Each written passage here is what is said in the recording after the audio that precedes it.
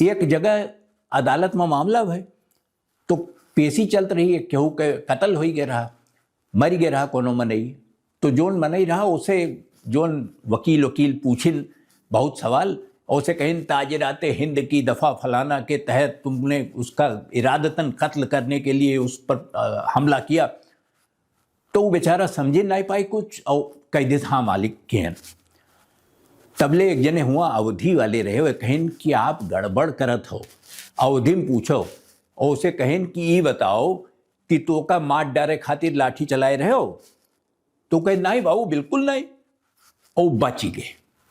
मने आपन भाषा ना आवे तो मने के जीव चला जाए, फांसी भी लटक गए होते अगर अवधि ना आवत हो तो, अवधि में उनसे सवाल न पूछा गए हो तो ये जोन बात है अवधि के अंदाज है, टुपूसी है, कि सब अवध पंच में रही।